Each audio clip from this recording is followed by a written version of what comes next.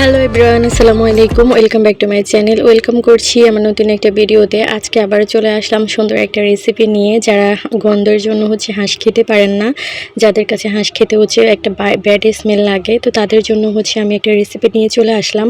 আমি যেভাবে রান্না করি ওইভাবে আপনাদের সাথে শেয়ার করতেছি। আমার বাসায় সবাই আমার হাতের হাঁসের রান্নাটা অনেক বেশি পছন্দ করে এবং অনেক মজা করে খায়, অনেক প্রশংসা করে। তো এখানে আমি যেভাবে রান্না করি, আশা করছি আপনারা সম্পূর্ণ ভিডিওটা দেখলে এই প্রসেসে রান্না করলে আপনাদের হাঁসটাও আর গন্ধযুক্ত হবে না, স্বাদে হবে অতুলনীয় এবং সাধারণ রান্না, ঘরোয়া রান্না, কিন্তু খেতে হবে অসাধারণ। তো ভিডিওটা শুরু করার আগে অবশ্যই লাইক করে আমার চ্যানেলটা সাবস্ক্রাইব করে পাশে থাকা বেল আইকনটা অন করে দিবেন, যাতে নিত্য নতুন ভিডিও আপলোড করলে আপনারা সবার প্রথমে নোটিফিকেশনটা পেয়ে যান। তো এখানে আমি হাঁসটাকে ধুয়ে সুন্দর করে পরিষ্কার করে নিয়েছি। তারপর বেশ অনেকখানি পেঁয়াজ আর কাঁচামরিচ দিয়ে দিয়েছি। তারপর 3 টেবিল চামচ পরিমাণ, মানে হাফ টেবিল চামচ আর কি, হলুদ গুঁড়া দিতেছি। তারপর দিয়ে দিব মরিচ গুঁড়া। আমি আমার টেস্ট অনুযায়ী দিতেছি। হাঁসের মাংসটা একটু ঝাল ঝাল খেতেই অনেক বেশি ভালো লাগে, তো আপনারা আপনাদের টেস্ট অনুযায়ী বাড়িয়ে কমিয়ে দিতে পারেন। তো আমি পরিমাণ মতো মরিচের গুঁড়া দিয়ে দিতেছি। 3 টেবিল চামচ পরিমাণ মরিচের গুঁড়া দিয়েছি আমি এখানে। তারপর এখানে আমি পরিমাণ মতো দিয়ে দেব জিরা গুঁড়ো। তো এই মশলাটা 22 পদের মশলা দিয়ে তৈরি করা, তার জন্য এখানে আমি বাড়তি কোনো মশলা, গোটা মশলা ইউজ করিনি। এই মশলাগুলোই ইউজ করতেছি। মশলার টেস্টটা কিন্তু অনেক ভালো আসে আলহামদুলিল্লাহ। তো আমি এখানে পরিমাণ মতো জিরা গুঁড়ো দিয়ে দিতেছি। আমি পরিমাপটা আমার বুঝ মতো দিয়ে দিতেছি। আপনারা এখানে বাটা হলে 1 কাপের মতো জিরা বাটা দিতে পারেন, আর যদি গুঁড়া হয় তাহলে বড় চামচের 1 চামচ জিরা গুঁড়া দিলেই হয়ে যাবে। তারপর আমি পরিমাণ মতো সয়াবিন তেল দিয়ে দিতেছি। আর আমি সমস্ত উপকরণগুলো আমার ডিসক্রিপশন বক্সে দিয়ে দিব, আপনারা একটু চেক করে নেবেন। তারপর এখানে আমি 4-5টা তেজপাতা দিয়ে দিতেছি। তারপর পরিমাণ মতো রসুন দিয়ে দিতেছি। তো রসুন পরে আমি আবার এড করব। তো প্রথমে অল্প একটু দিয়েছি, আর 5-6টা গোটা রসুন দিয়ে দিতেছি। রসুন দিয়ে হাঁসের মাংস খেতে কিন্তু অসাধারণ লাগে। আর 1 পালি লেবুর রস আমি চেপে দিয়ে দিতেছি। লেবুর রস দিলে হাঁসের যে বাজে গন্ধটা থাকে, হাঁসের ওই ব্যাড স্মেলটা আর আসে না। তো আপনারা চেষ্টা করবেন 1 পালি লেবুর রস চেপে দেওয়ার জন্য। তো শেষে আমি একটা সিক্রেট মশলা দিব, সেটা অবশ্যই দেখবেন।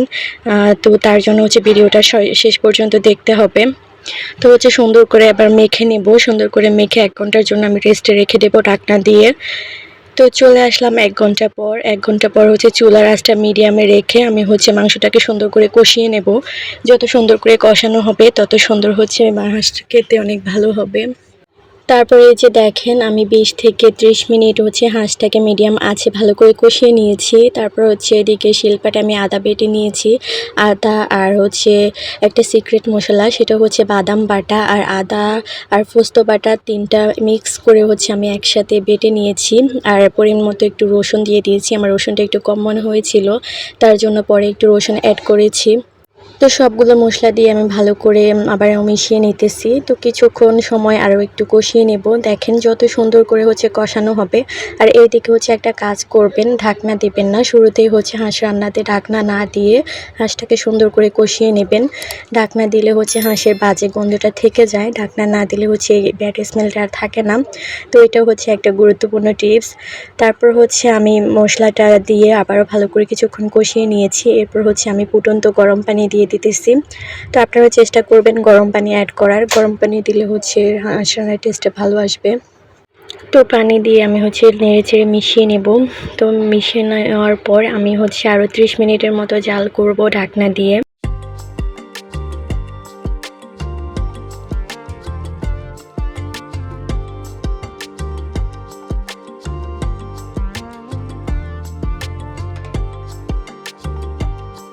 30 মিনিট পর দেখেন আমার রান্নার ফাইনাল লুক। আমার রান্নাটা হয়ে গিয়েছে। দেখেন কত সুন্দর কালার এসেছে, মাশাআল্লাহ। আমি দেখে হচ্ছে আমার খেতে ইচ্ছে করছে, এত সুন্দর কালার এসেছে এবং রান্নাটাও হচ্ছে অনেক ইয়াম্মি হয়েছে মাশাআল্লাহ। সবাই অনেক পছন্দ করেছে। এই তো আমি নামিয়ে নিলাম।